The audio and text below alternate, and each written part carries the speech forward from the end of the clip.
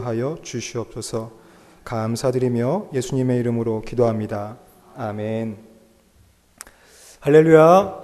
아멘. 우리 앞뒤 좌우에 계신 분과 인사하겠습니다. 참 잘 오셨습니다. 주님의 이름으로 환영합니다. 네, 감사합니다. 오늘 하나님의 말씀은 요한복음 5장 24절입니다. 요한복음 5장 24절입니다.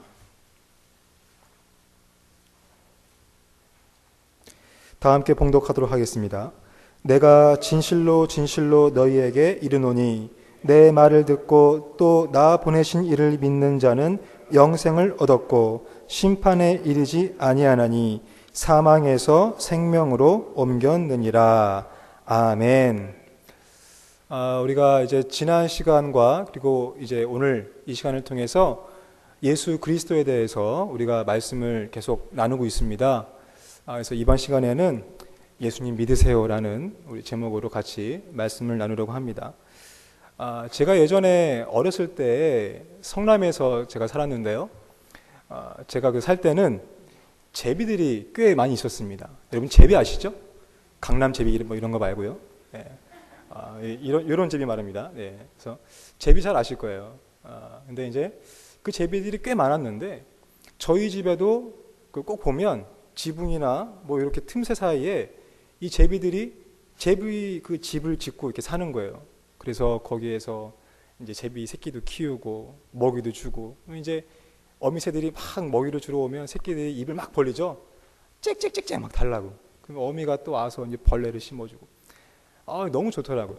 그런데 어느 날 보니까 제비가 땅바닥에 떨어져 있는 거예요. 예. 그런데 죽지는 않았어요. 살아있는데 가만히 유심히 보니까 제비 한쪽 날개가 다쳐서 땅에 떨어져 있더라고요. 그런데 그 제비가 이제 다쳤으니까 하늘을 날지 못하고 계속 그 주위에만 빙빙빙 거리는 거예요. 한쪽 날개만 계속 팔락팔락 거리니까 어떻게 돼요? 날지는 못하고 계속 원만 그리면서 그 자리에 있게 되는 거죠.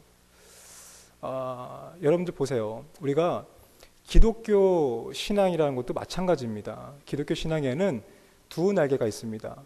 첫 번째가 십자가의 신앙이에요. 그리고 두 번째가 오늘 우리가 함께 나눌 부활 신앙입니다. 이 두 날개가 있어야 기독교 신앙이 온전해지는 것인데 만약에 이 기독교 신앙의 두 날개 중에 하나라도 잃어버린다면 어떻게 될까요? 네, 신앙이 무너져 버리고 왜곡되게 되겠죠. 능력 있는 삶을 살지 못하게 되는 겁니다. 제비가 한쪽 날개를 잃으면서 날지 못하고 그 자리에서 맴돌듯이 우리의 신앙도 바로 이 십자가 신앙과 부활 신앙이라는 두 날개를 가지고 있어야 또 그것이 온전하게 서야 우리의 신앙이 성장하게 되고 또 능력을 발휘하는 삶을 살 수 있게 된다라는 것이죠. 그래서 오늘 저는 여러분과 함께 예수님의 부활에 대해서 같이 한번 나누고자 합니다. 들어오시면서 유인물은 다 받으셨죠? 네, 우리 그러면 들어가며 이 부분을 같이 한번 읽어보도록 하겠습니다. 시작. 예수가 십자가에서 죽는 것으로 끝나버렸다면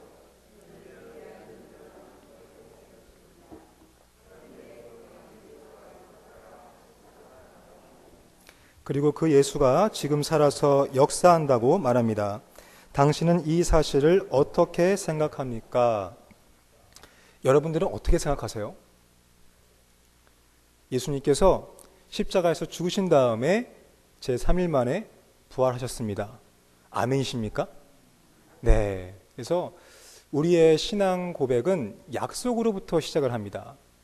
예수님께서 십자가에서 우리의 죄를 대신 감당하시고 우리를 구원하신 그 사건과 그리고 십자가에서 죽으셨지만 제3일 만에 다시 부활하셔서 우리에게 소망을 주시고 또 우리에게 이제 부활이 될 거다. 우리도 예수를 믿으면 부활을 할 거다라는 그러한 부활신앙을 우리에게 주셨죠.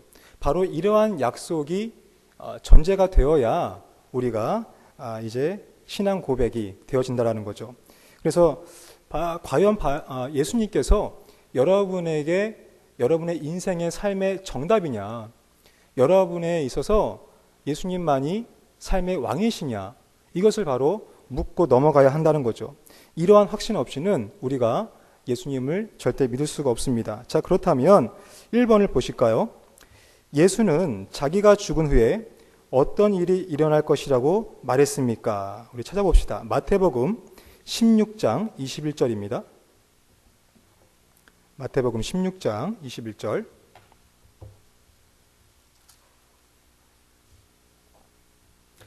자, 시작. 이때로부터 예수 그리스도께서 자기가 예루살렘에 올라가 장로들과 대제사장들과 서기관들에게 많은 고난을 받고 죽임을 당하고 제3일에 살아나야 할 것을 제자들에게 비로소 나타내시니.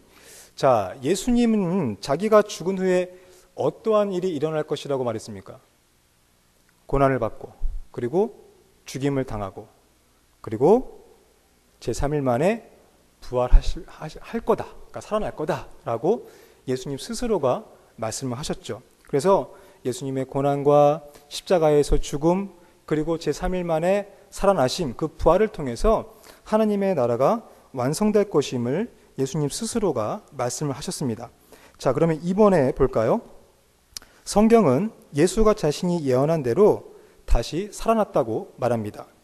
부활한 예수를 어떤 사람들이 보았습니까? 고린도전서 15장 3절에서 8절입니다. 고린도전서 15장 3절에서 8절 말씀. 자, 우리 다 같이 읽어보도록 하겠습니다. 시작. 내가 받은 것을 먼저 너희에게 전하였노니 이는 성경대로 그리스도께서 우리 죄를 위하여 죽으시고 장사 지내신 바 되었다가 성경대로 사흘 만에 다시 살아나사 게바에게 보이시고 후에 12 제자에게와 그 후에 500여 형제에게 일시에 보이셨나니 그 중에 지금까지 대다수는 살아있고 어떤 사람들은 잠들었으며 그 후에 야고보에게 보이셨으며 맨 나중에 만삭되지 못하여 난 자 같은 내게도 보이셨느니라. 아멘.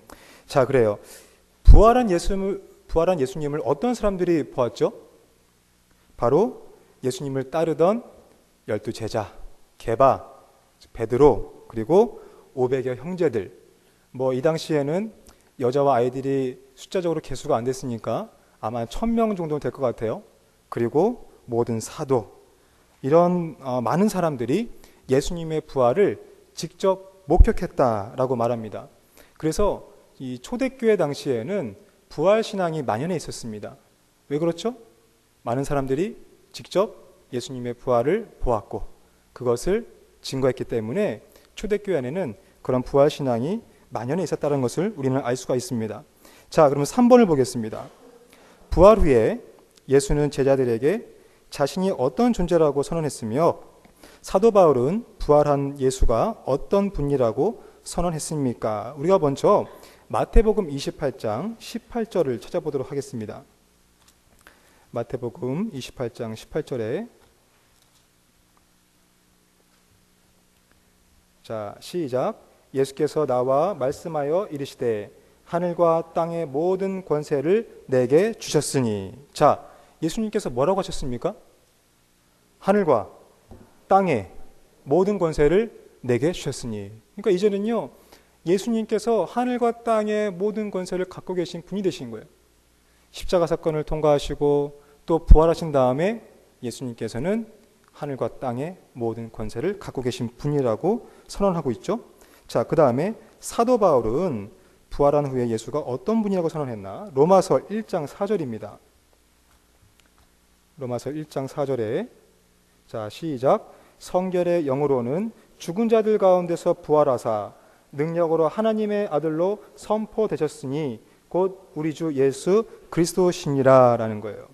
이제는 부활하셔서 능력으로 하나님의 아들로 선포가 되었다라는 거예요. 바울은 그렇게 고백을 했습니다. 바로 이분이 예수 그리스도시다라고 말씀하시는 거죠. 이 선언에 의하면요, 우리는 예수님을 현재 이 세상을 주관하는 분으로 모실 수밖에 없습니다. 자, 그렇다면 사도행전 우리가 1장 9절에서 11절 말씀을 찾아보도록 하겠습니다. 사도행전 1장 9절에서 11절 말씀. 자, 시작. 이 말씀을 마치시고 그들이 보는데 올려져 가시니 구름이 그를 가리워 보이지 않게 하더라.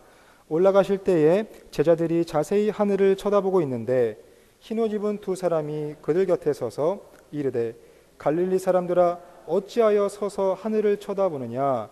너희 가운데 하늘로 올려지신 이 예수는 하늘로 가심을 본 그대로 오시리라 하였느니라. 자, 부활하신 이후에 예수님은 어디로 가셨다고요? 그렇죠. 하늘로 올라가셨다라는 거예요. 물론 이제 이렇게 위로 올라가셨지만 우리가 이 하늘만 뜻하는 것이 아니라 하늘은 하나님의 보좌를 의미합니다. 그래서 예수님께서 부활하신 다음에 하늘에 하나님의 보좌로 복귀하셨다라는 뜻이죠. 자, 그러면 에베소서 5번입니다. 에베소서 1장 20절에서 23절. 에베소서 1장 20절에서 23절 말씀입니다. 자, 시작. 그의 능력이 그리스도 안에서 역사하사 죽은 자들 가운데서 다시 살리시고 하늘에서 자기의 오른편에 앉히사 모든 통치와 권세와 능력과 주권과 이 세상뿐 아니라 오는 세상에 일컫는 모든 이름 위에 뛰어나게 하시고 또 만물을 그의 발 아래에 복종하게 하시고 그를 만물 위에 교회의 머리로 삼으셨느니라. 자, 네, 보세요, 여러분. 자, 예수는 이제 현재 어떤 자리에 있습니까? 20절에요. 하나님의 자기의 오른편에 앉히사. 오른편이라고 말하면 우리가 보통 뭐 이렇게 진짜 오른편 이런 뜻이 아니라 바로 명예로운 자리, 또 영화로운 자리, 영광을 받으시는 자리에 예수님께서 지금 앉아 계신다라는 뜻이죠. 자, 그 다음에 예수는 현재 어떤 것보다 더 뛰어난 분이십니까? 21절에 보세요. 자, 모든 통치, 또 권세, 능력, 주권과 이 세상뿐 아니라 오는 세상에 일컫는 모든 이름 위에. 그러니까요, 과거로부터 현재 미래까지 그 어떠한 것보다도 그 누구보다도 뛰어나신 분이 바로 예수님이다라는 거예요. 예수님만한 분이 없다라는 거죠. 예수님 한 분만이 우리가 따라야 될 대상이고 그분만을 믿어야 할 대상이라고 오늘 성경은 말하고 있는 겁니다. 그래서 이분이 바로 통치자가 되는 거예요. 우리가 십자가를 통해서 예수님이 우리의 구원자 되심을 우리가 고백했죠. 그 다음에 부활하셔서 이제는 그 모든 권세, 모든 통치, 능력과 주권과 이 세상과 또 올 세상까지 모두 다 통치하시는 통치자가 되신다고 오늘 성경은 말하고 있는 겁니다. 자, 그 다음에 3번입니다. 하나님의 오른편에 앉으신 예수에 대한 사실은 무엇입니까? 라는 거예요. 22절에 보십시오. 22절에 또 만물을 그의 발 아래에 복종하게 하시고 그 다음에 그를 만물 위에 교회의 머리로 삼으셨느니라 라는 거죠. 예수님이 승천하시면서 우리에게 남겨두신 것이 무엇이라고 말씀을 드렸나요? 지난 시간에요. 교회였죠, 교회. 네. 예수님께서 승천하시면서 우리에게 남겨주신 것이 교회였습니다. 교회의 사명이 뭐라고 말씀드렸죠? 3가지가 있었죠? 기억 안 나시면 다음 주에 또 해야 되는데. 네. 첫 번째, 가르치시고, 두 번째, 전파하시고, 세 번째, 고치시고. 예. 바로 예수님께서 이 공생의 기간 동안에 바로 티칭, 프리칭, 힐링이라고 말하는 가르치고 전파하고 고치시는 사역들을 하신 거예요. 이걸 통해서 하나님의 나라가 회복이 됐죠. 그리고 종국에는 십자가에서 죽으심으로 인해서 우리를 구원하신 그 하나님의 예수님에 대한 교회의 역할을 우리가 발견할 수 있는 겁니다. 그리고 그 교회의 사명이 바로 우리의 사명이 되는 줄 믿습니다. 자, 6번을 보겠습니다. 예수가 다시 살아나서 하늘에 올라가신 후에 제자들이 예수께 대해 가장 강조한 것은 무엇입니까? 라는 거예요. 사도행전 2장 32절을 우리가 같이 찾아보겠습니다. 사도행전 2장 32절. 시작. 이 예수를 하나님이 살리신지라 우리가 다 이 일의 증인이로다 라는 거예요. 자, 강조한 게 뭐라고요? 하나님이 살리신지라. 예, 살리신 거예요. 자, 그리고 4장 33절. 네. 사도행전 4장 33절에 자, 시작. 사도들이 큰 권능으로 주 예수의 부활을 증언하니 무리가 큰 은혜를 받아. 자, 사도들이 무엇을 증언했습니까? 네, 예수의 부활을 증언한 거예요. 즉, 예수가 살아나셔서 하늘로 올라가신 이후에 제자들이 가장 강조한 것이 무엇이냐면 바로 예수님의 부활이었습니다. 이것은 죽은 자의 소생만을 의미하는 것이 아니라 바로 죄와 사망으로부터의 부활을 의미하는 것이죠. 예수님의 부활은 그래서 우리에게 첫 열매가 되는 겁니다. 우리도 그와 같이 부활할 것이다 라는 소망을 갖게 되는 것이죠.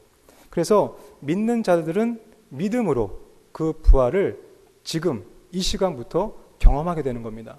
나중에 죽어서 우리가 부활하는 것이 아니라 바로 지금부터 우리가 그것을 믿음으로 이 시간, 이 이후로부터 부활신앙이 내 안에 있게 되는 거죠.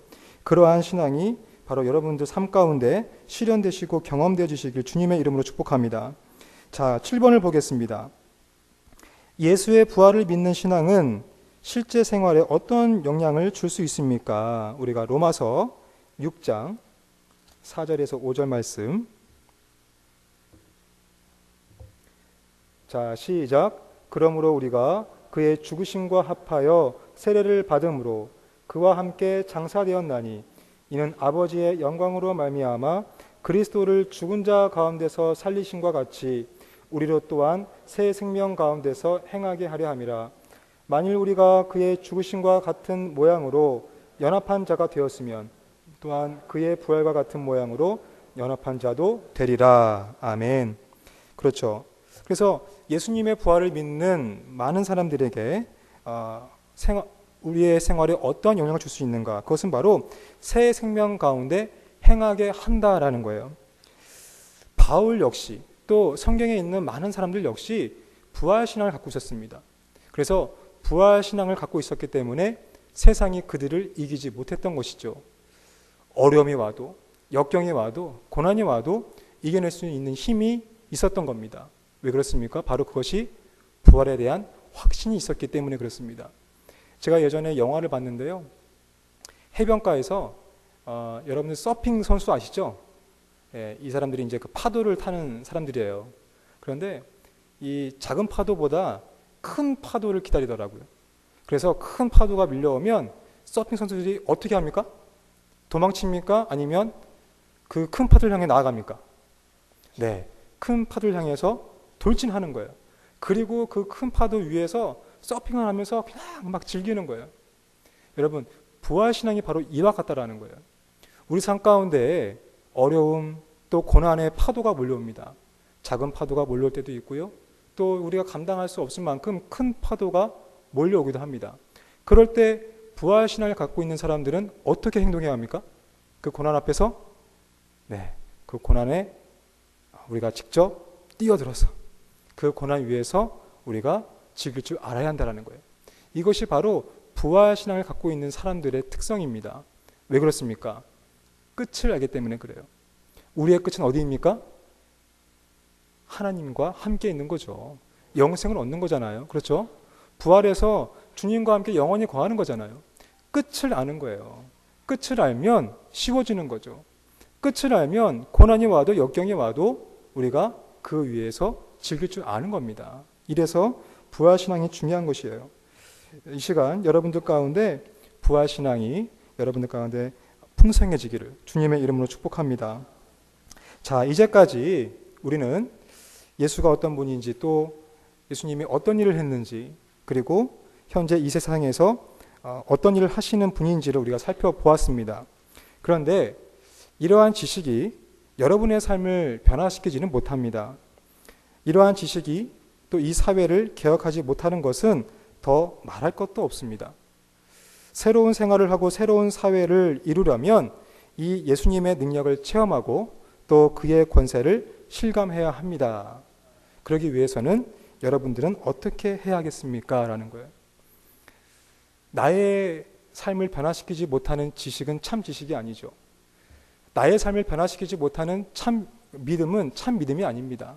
그래서 내 삶을 변화시키고 내 삶에 무엇인가 변화를 주는 것이 있다면 그것은 참 지식과 참 믿음이 되는 것이죠. 그것이 바로 오늘 여러분들과 함께 나누는 이 성경책입니다.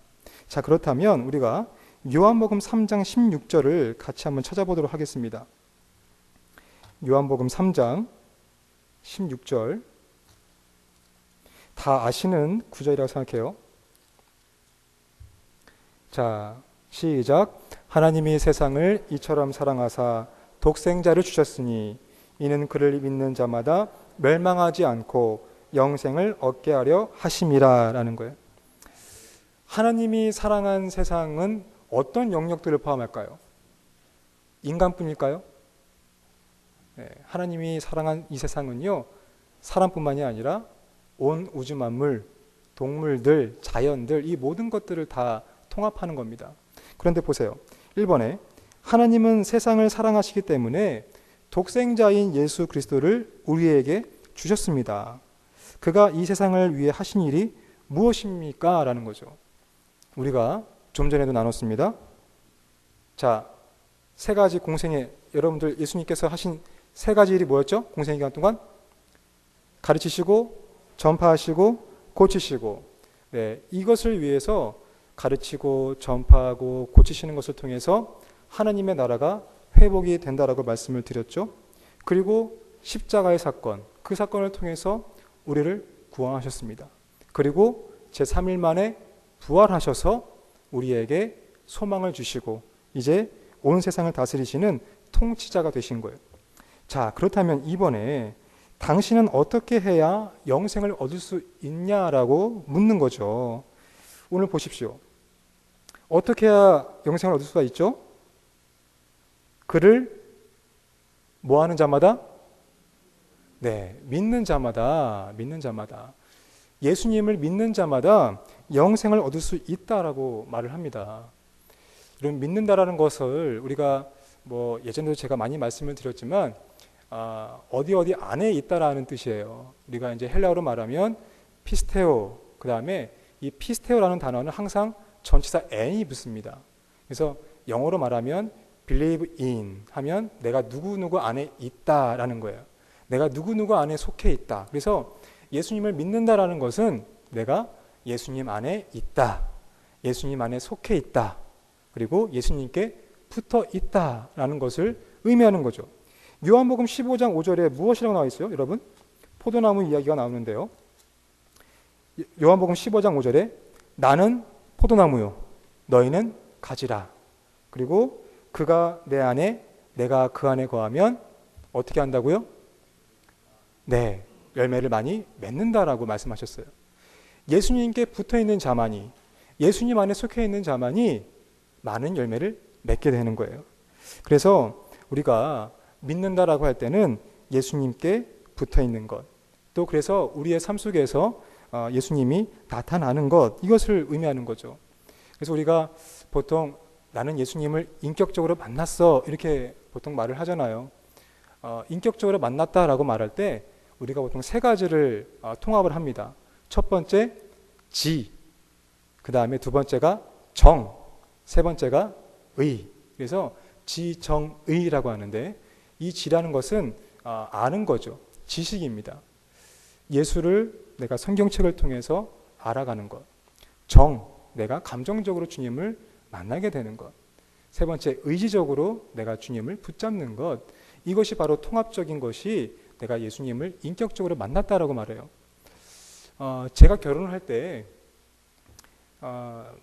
이제 중매로 만났습니다, 여러분. 그래서 제가 좀 연애하는 기술이 없어가지고 우리 와이프를 이제 사모님들이 이렇게 중매로 해서 만났는데요. 인천에 저기 신세계백화점 0번 출구에서 만났어요. 근데 그때부터 이제 제 와이프를 알아가기 시작하는 거죠.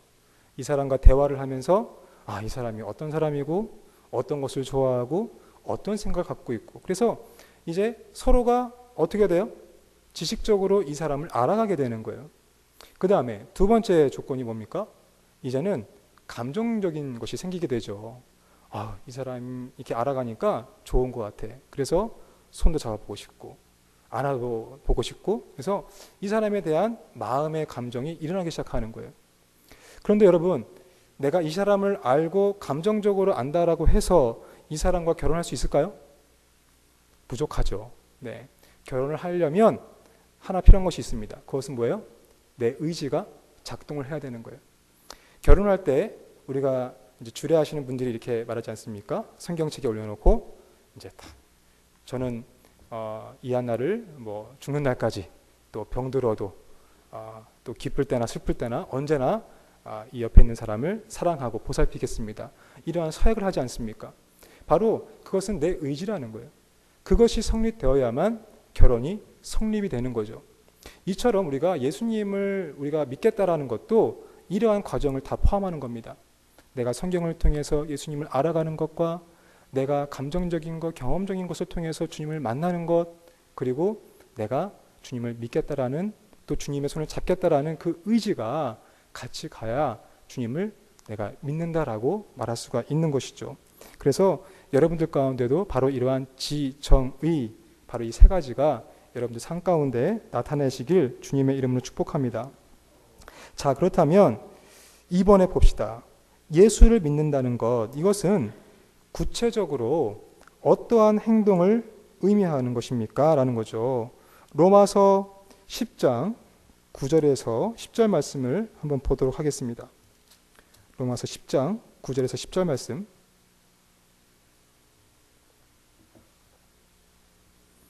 시작. 내가 만일 내 입으로 예수를 주로 시인하며 또 하나님께서 그를 죽은 자 가운데서 살리신 것을 내 마음에 믿으면 구원을 받으리라. 사람이 마음으로 믿어 의에 이르고 입으로 시인하여 구원에 이르느니라. 아멘. 자, 예수를 믿는다는 게 어떤 거죠? 주로 시인하는 거예요. 마음에 믿는 거예요. 오늘 10절에도 보면요, 사람이 마음으로 믿어 의에 이르고 또 입으로 시인하여 구원에 이른다라고 말합니다. 여러분, 이 말이 쉬운 것 같죠? 입으로 예수님을 우리의 주님이라고 말하는 거 어렵지 않습니다. 그렇죠? 하지만 이 성경이 쓰여졌던 시대에는요, 예수님을 나의 구주라고 말하는 즉시 죽을 수도 있는 상황이었어요. 왜 그래요? 주인은 누구 하나? 로마 황제 하나밖에 없었던 거죠. 그런데 그 앞에서 나의 주님은 예수님입니다 라고 고백을 했다라고 생각해 보세요. 그러면 어떤 상황이 오겠습니까? 죽임을 당하는 거예요. 죽음을 각오하면서까지 예수님께서 나의 주님이십니다라는 고백이 이 시대에 바로 있었다라는 거죠. 그래서 믿고 행하는 것, 이것이 바로 예수님을 믿는 그런 행동을 의미하는 것입니다. 두 번째, 요한복음 1장 12절. 요한복음 1장 12절 우리가 찾아보도록 하겠습니다. 자, 시작. 영접하는 자, 곧 그 이름을 믿는 자들에게는 하나님의 자녀가 되는 권세를 주셨으니 라는 거죠. 자, 믿는다는 게 뭐라고요? 영접하는 거예요. 영접하는 거. 영접한다라는 것은 내 보좌에 누가 앉아 있느냐라는 거예요. 내 삶 속의 주인이 누구냐라고 묻고 있는 거죠. 내 삶에서 인생의 핸들을 누구에게 맡겼냐라는 거예요. 요즘 그 서연이가요, 얘가 차 운전하는 걸 되게 좋아하거든요. 어딜 가나 그 차 운전하는 걸 되게 좋아해요. 그래서 이제 차를 타고 차량 운행을 하려고 하면 항상 서연이가 찡찡대는 게 있어요. 열쇠 달라고, 열쇠.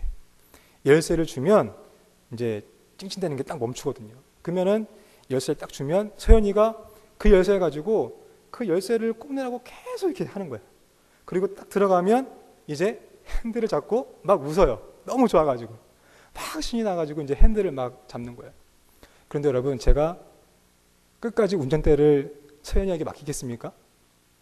절대로 맡길 수가 없는 거예요. 예.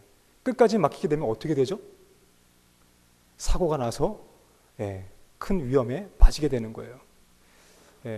아무것도 모르는 서연이가, 면허증도 없는 서연이가 운전을 하게 되면 큰 사고가 나는 거죠. 똑같습니다. 우리 인생은요, 우리가 알 수가 없는 인생이에요. 우리가 1분 앞에, 아니 단 1초 앞도 우리의 인생을 모르는 것이 바로 우리 인생입니다. 하지만 누가 알고 계시죠? 네, 우리를 창조하시고 만드신, 또 역사를 주관하고 이끌어 가시는 하나님이 아시는 거예요. 그래서 우리 인생의 핸들을 누구에게 맡게 된다? 하나님에게 맡겨야 하는 것입니다. 그래서 이 시간 여러분들의 인생의 핸들을 하나님 앞에 맡기시기를 주님의 이름으로 축복합니다. 자, 그 다음에 사도행전 2장 38절. 사도행전 2장 38절. 자, 시작. 베드로가 이르되 너희가 회개하여 각각 예수 그리스도의 이름으로 세례를 받고 죄 사함을 받으라. 그리하면 성령의 선물을 받으리니라는 거죠. 예수를 믿는다라는 것은 이제 우리가 회개를 해야 되는 거예요. 회개는 뭡니까? 돌아선다라는 거예요. 돌아선다. 이제 주님께로 돌아서는 것을 의미하는 거예요. 그동안 내가 세상에 빠져 있고 또 내 스스로가 왕이었지만 이제 그 왕좌에 누가 앉는 겁니까? 예수님이 앉아 계시는 거예요. 그리고 세례를 받고, 이 세례라는 것은 내가 거듭남을 의미하는 거죠. 그래서 회개하고 세례를 받으면 우리가 죄 사함을 받게 된다는 거죠. 바로 여러분 이 1, 2, 3번이 예수를 믿는다는 구체적인 행동을 의미하는 것입니다. 자, 그러면 이제 세 번째입니다. 예수를 믿으면 개인에게 어떠한 변화가 일어납니까? 요한복음 5장 24절입니다. 오늘 본문 말씀이죠. 요한복음 5장 24절. 자, 시작. 내가 진실로 진실로 너에게 이르노니 내 말을 듣고 또 나 보내신 이를 믿는 자는 영생을 얻었고 심판에 이르지 아니하나니 사망에서 생명으로 옮겨졌느니라. 아멘. 자, 예수님을 믿으면 변화가 일어나는데 어떤 변화가 일어납니까? 첫 번째, 1번 현 상태예요. 현 상태. 자, 무엇을 얻었고? 영생을 얻었고, 이것이 바로 현재 상태의 변화가 되는 거죠. 영생을 얻었고, 영생을 얻는다는 것이 무엇입니까, 여러분? 불로장생을 의미하는 걸까요? 네, 내가 영원히 사는 거예요? 늙지 않고 죽지 않고? 그것은 아니죠. 영생을 얻는다라는 것은 하나님과의 관계가 회복이 되는 거예요. 하나님의 은혜와 사랑 안에서 내가 영원토록 사는 거죠. 하나님과 동행하는 거예요. 내가 하나님 없이 살 수 없는 그런 존재가 되는 겁니다. 이제는 새로운 존재가 되는 거예요. 새로운 삶을 살아가는 존재가 되는 거죠. 이것이 바로 영생을 얻는 겁니다. 자, 두 번째, 미래의 약속이죠. 자, 무엇을 받지 않는다고요? 네, 심판에 이르지 아니한다라는 거죠. 우리가 예수님을 믿으면, 아까 우리가 설명했지만 예수님을 믿는다라는 것은 예수님 안에 거한다라고 말씀을 드렸죠. 예수님께 붙어 있다. 예수님 안에 속해 있다. 자, 그렇다면 우리가 예수님께 붙어 있기 때문에 심판을 받지 않게 되는 겁니다. 왜 그렇죠? 예수님이 심판자이기 때문에. 그분이 심판자이기 때문에 우리가 그분께 붙어 있다면 우리가 심판을 받지 않게 되는 거죠. 자, 세 번째로 과거의 변화입니다. 어디에서 어디로 옮겨졌다고요? 그렇죠. 이제는 사망에서 생명으로. 이것이 바로 과거의 변화입니다. 그래서 이제는 여러분들이 사망에서 생명으로 옮겨진 새로운 존재들이에요. 그래서 하나님 안에서 풍성한 삶, 자유로운 삶을 살아가게 되는 거죠. 그래서 여러분의 영혼과 또 삶의 현장에서 바로 이러한 변화가 일어나기를 주님의 이름으로 축복합니다. 자, 4번입니다. 한 사람이 예수를 믿으면 그 주위에 어떤 변화가 있으리라고 기대할 수 있겠습니까? 자, 사도행전 16장 30절에서 31절.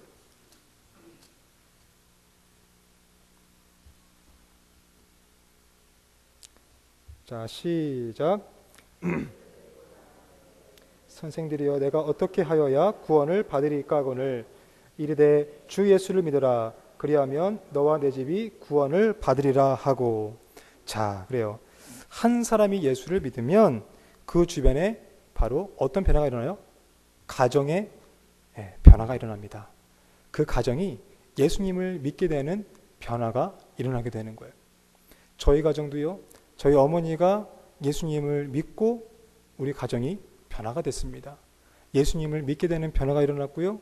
또 그래서 온 가정이 구원받는 삶을 살게 됐죠. 그래서 여러분들이 혹시 여러분들 가정에 홀로 예수님을 믿고 있는 사람이라면, 그런 분들이라면 희망을 절대 잃지 마시고 여러분들 그 온 가정이 구원되는 그러한 순간들을 기대하시기를 주님의 이름으로 축복합니다.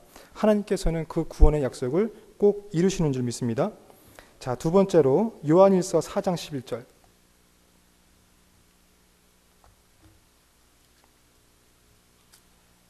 요한일서 4장 11절 시작. 사랑하는 자들아, 하나님이 이같이 우리를 사랑하셨은즉 우리도 서로 사랑하는 것이 마땅하도다. 그래요. 예수님을 믿으면 이제 이웃을 위해서 살아가게 되는 거예요. 여기 말씀에 나와 있지만 이웃을 사랑하는 것이 마땅하다라고 나와 있잖아요. 그래서 하나님께서 사랑이시듯이 우리가 하나님의 사랑을 받은 사람이라면 그 사랑을 우리 이웃에게 전하는, 이웃을 향한 존재가 되어야 함을 말하고 있는 거죠. 자, 세 번째 마태복음 5장 13절입니다. 마태복음 5장 13절 13절에서 16절 말씀 시작. 너희는 세상의 소금이니 소금이 만일 그 맛을 잃으면 무엇으로 짜게 하리요? 후에는 아무 쓸데없어 다만 밖에 버려져 사람에게 밟힐 뿐이니라. 너희는 세상의 빛이라. 산 위에 있는 동네가 숨겨지지 못할 것이요 사람이 등불을 켜서 말 아래에 두지 아니하고 동경 위에 두나니 이러므로 집안 모든 사람에게 비치느니라. 이같이 너희 빛이 사람 앞에 비치게 하여 그들로 너희 착한 행실을 보고. 아멘. 그렇죠. 그래서 한 사람이 변화가 되면 이제는 가정과 이웃뿐만이 아니라 우리 주변의 사회가 변화가 된다는 거예요. 우리는 빛과 소금의 역할을 감당하는 사람들이죠. 빛이 어떤 역할을 하죠? 네, 밝히 드러내는 역할을 하죠. 빛이 있으니까 우리의 더러움도 발견할 수 있고요.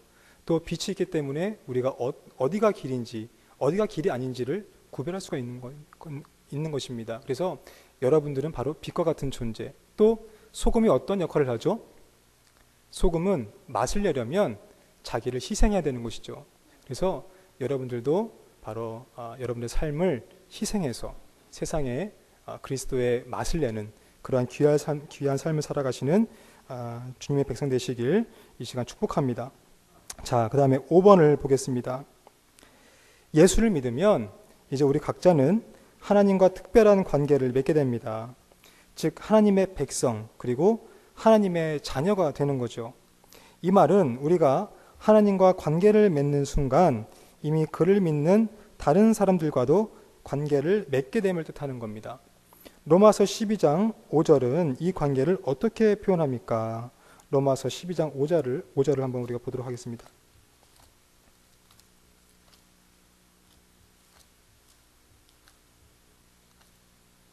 로마서 12장 5절 시작. 이와 같이 우리 많은 사람이 그리스도 안에서 한 몸이 되어 서로 지체가 되었느니라. 자, 어떠한 몸이라고요? 네, 이제 한 몸인 거야. 한 몸. 한 지체를 이루는 것이죠. 여러분들 샴 쌍둥이 아시죠? 네, 이렇게 머리가 두 개인 쌍둥이에요. 근데 이제 탈무드에서도 비슷한 얘기가 나오는데 이 두 개의 머리를 가진 사람이 한 몸인지 아닌지를 알 수 있는 방법이 있죠. 네, 여러분 그 둘이 하나일까요? 아니면 둘일까요? 네, 둘인가요? 네, 하나인가요? 네, 이것을 구별하는 방법은 바로 그 한쪽 얼굴에 뜨거운 물을 붓거나 아프게 하는 거예요. 그러면 서로가 같이 두 얼굴이 아 하고 소리 지르면 한 몸이고요. 한 사람만 지르면 다른 몸인 거예요. 교회도 마찬가지입니다. 우리가 이제 그리스도 안에서 한 몸이 되었습니다. 그런데 우리 교회 공동체 중에 다른 사람들이 아파하고 힘들어하는 것을 우리가 봤을 때 같이 아파하고 그들을 위해서 기도할 줄 알아야 한다는 거예요. 이것이 바로 한 몸인 거죠. 하지만 우리가 그러한 사람들이 있음에도 불구하고 그냥 지나치고 또 아프지 않다면 그것은 아직 한 몸이 아닌 거예요. 그래서 우리가 예수님께서 말씀하신 것처럼 한 몸을 이루는 것, 우리가 서로 아파하고 그들을 위해서 기도하시는 주님의 백성 되시길 이 시간 축복합니다. 자, 6번. 예수를 믿는 사람들은 필연적으로 서로 관계를 맺게 되고 이들은 모여서 한 몸을 이룹니다. 이것을 교회라고 부릅니다. 비록 오늘날 우리 눈에 보이는 교회들이 완전하지는 못하지만 예수는 자기의 피로 값을 지불하고 이 교회를 샀습니다. 성경은 예수와 교회의 관계를 어떻게 묘사합니까? 에베소서 5장 23절입니다. 에베소서 5장 23절. 자, 시작. 이는 남편이 아내의 머리됨이 그리스도께서 교회의 머리됨과 같음이니 그가 바로 몸의 구주시니라 라는 거예요. 남편이 아내의 머리됨 같이 예수님께서 교회의 머리가 되신다라는 거예요. 그러면서 24절이 쭉 나와 있죠. 남편들아 아내 사랑하기를 그리스도께서 교회를 사랑하시고 그 교회를 위하여 자신을 주신 같이 하라. 그러니까 서로 섬기고 사랑하라는 거예요. 희생하라는 거죠. 네. 그래서 우리 이 교회라는 이 공동체 안에서 우리의 머리 대신 예수님을 따르고 또 우리가 한 몸을 이루는 우리 지체들은 서로 사랑하고 섬기고 봉사하고 자신을 희생하라는 의미입니다. 자, 이제 여러분 말씀을 마칩니다. 우리가 이제까지 지난 시간부터 오늘까지 우리가 예수님에 대해서 쭉 나눴는데요. 지금까지 배운 것 우리가 복습해 보겠는데요. 자, 1번 같이 한번 읽어볼까요? 시작.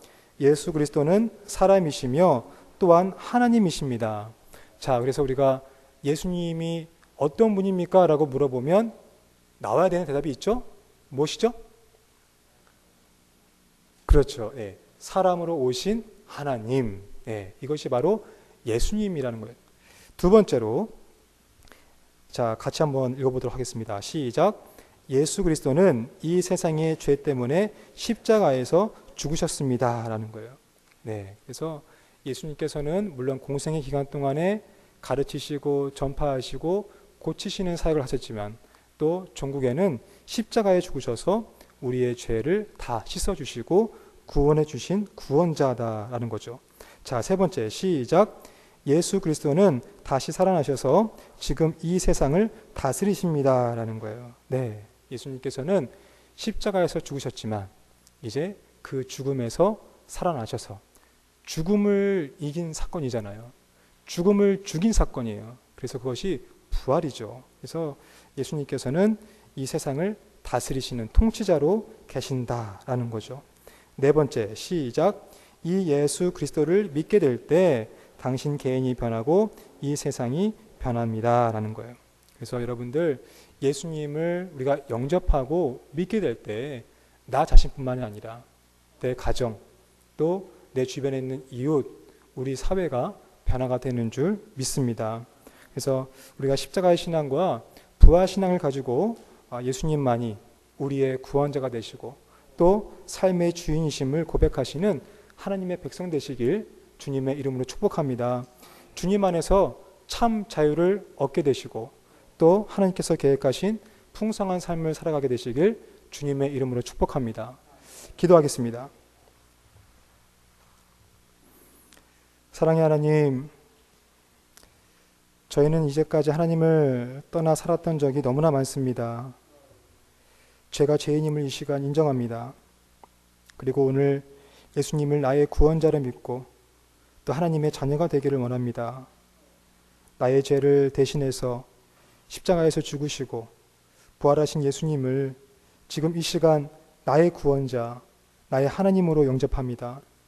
지금 내 마음속에 들어오셔서 제 삶의 주인이 되어주시기를 원합니다. 주님께서 영원토록 제 마음에 들어와 계실 것을 믿습니다. 이 시간 나의 죄를 용서하시고 하나님의 자녀로 삼아주시니 감사합니다. 이제부터 하나님의 뜻에 순종하며 살아갈 수 있도록 인도하여 주시옵시고 십자가의 신앙과 부활 신앙을 가지고 이 세상을 이기며 살아갈 수 있는 믿음도 허락하여 주시옵소서. 이 모든 말씀 예수님의 이름으로 기도합니다. 아멘. 자, 우리 다시 한번 할렐루야.